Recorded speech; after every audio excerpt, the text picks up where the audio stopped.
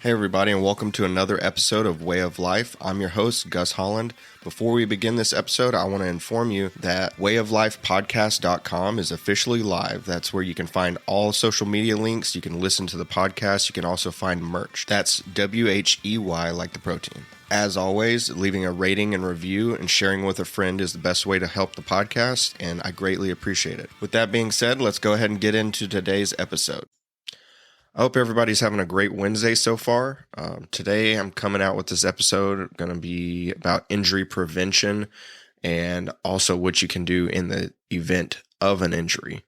I'm going to be covering a few of the most common injuries. All right, so some of those most common injuries include injuries to your shoulders, knees, and lower back.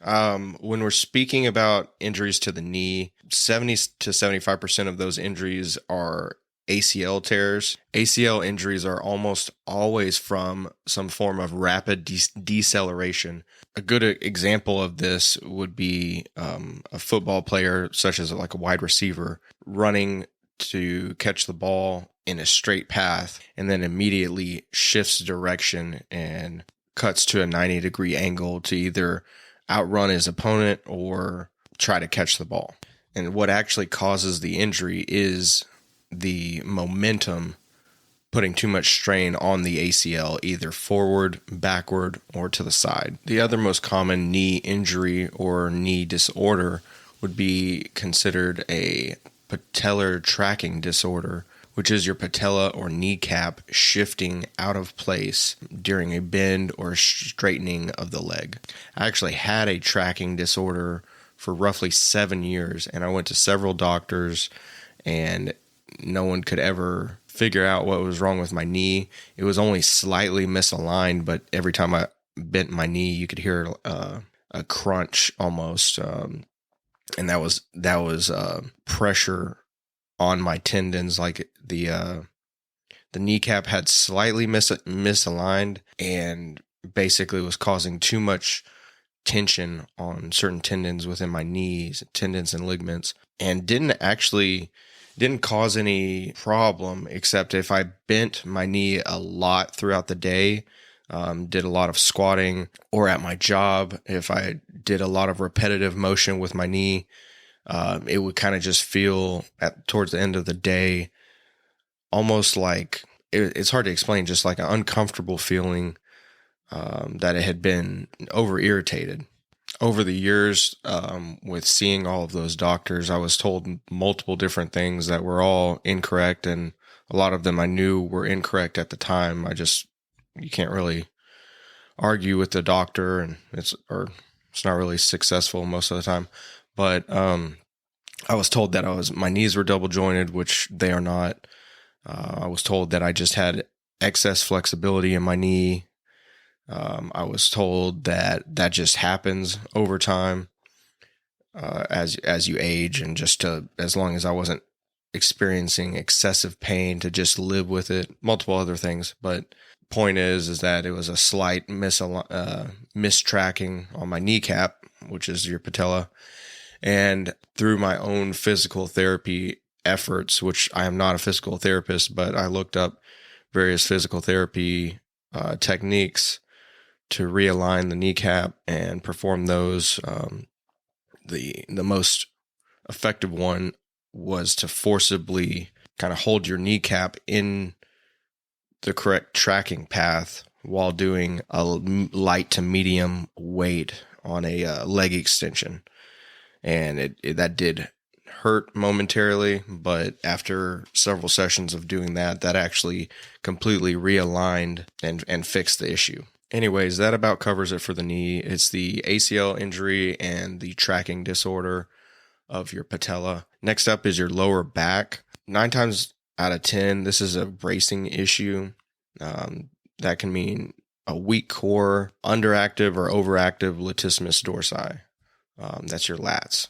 Core stability and strengthening can be achieved through various different abdominal exercises, as well as performing something that's commonly known as drawing in or vacuums. All of this is easily searchable, but vacuum is basically retracting your abdominal muscles in toward your spine and holding for a given amount of time. Normally that's 15 to 30 seconds per rep. Another of the most common injuries I'm going to cover today is shoulder injuries. Most of these are some form of dislocation or a tear. Most of the dislocations occur basically when the arm is fully extended and it's shoved to one side or another. A good example of that is like falling and trying to catch yourself, and then instead of landing straight with your body weight on directly in the shoulder joint, it actually, you land on like the side of your hand, and it shoves your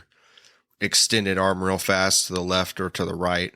It's normally an anterior injury. So that would be like if your right arm, you went to catch yourself and then it got shoved all the way across your body toward your left and it popped your shoulder out of place. Regardless of how you receive a shoulder injury, it's either going to be muscular or it's going to be more of a ligament tendon issue. Muscular injuries are actually easier to heal because of the blood supply to the muscle. However, regardless of what injury you receive, whether it's a lower back injury, shoulder, neck, you name it, you're 1 to 2 times more likely to have that injury occur in your future.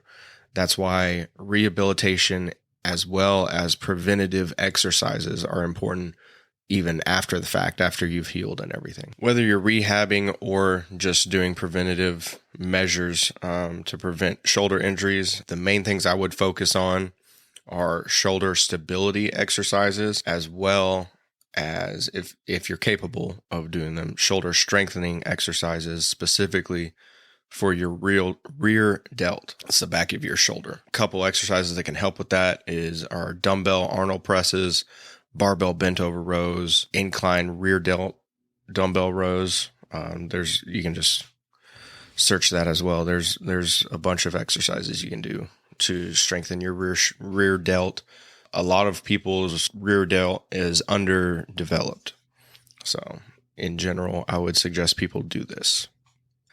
And last but not least is concussions. An estimated number of, I believe, 1 million concussions in the U.S. per year. And that's estimated, and not including the ones that go unreported or are questionable. It happens a lot, whether it's from impact directly to the head or to the body that causes the head to kind of whiplash or move the brain in an unnecessary manner. The number one way to prevent this, besides just standard safety, like if you're playing football, avoiding contact to your head, obviously, but the number one way to prevent this, other than that, is to strengthen your neck. You can do this.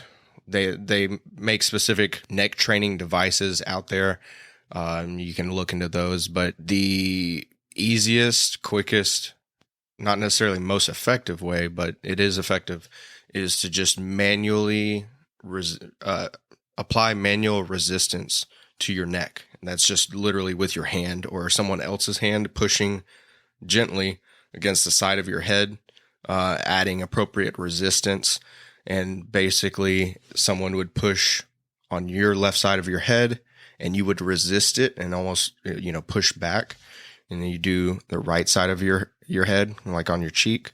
Then you lay down, and they can add resistance to the back of your head. You can do this yourself also while you're trying to lift up. And you can lay down on your back while trying to raise your head while they have their hand on your forehead. That, honestly, you do 3 sets of those. Yeah, you're gonna feel it. You don't want to do this too much, because just from experience, you can develop headaches. And the other thing is, if you do these neck strengthening exercises, do want to allow proper recovery before you do them again. Soreness in your neck from manual exercises can actually last up to 3 days. So it's a good time frame to go off of. Basically, you do your neck exercises when the soreness is 100% gone, and you're good to go. With all this information in mind, I want to tell y'all to be as safe as possible when exercising or performing in sports and different competitions. I am wishing y'all the greatest success to each and every one of my listeners. I greatly appreciate the support. I'm going to finish up this episode by informing y'all about the updates to the website, and that is wayoflifepodcast.com. It's WHEY like the protein, also like the podcast. If you go to that website, you will be able to find links to all the different ways you can listen to the podcast. You can find an about section. You can find the shop with the merch in it. There's not a whole bunch of merch in there, but any support is greatly appreciated. It's going to be awesome just to see y'all with some shirts, honestly. I want to say thank y'all. If y'all liked this episode, if you liked other episodes, you can rate and review them, share them with a friend. That would be the number one way to help. Anyways, y'all have a great day, and I will talk to y'all later.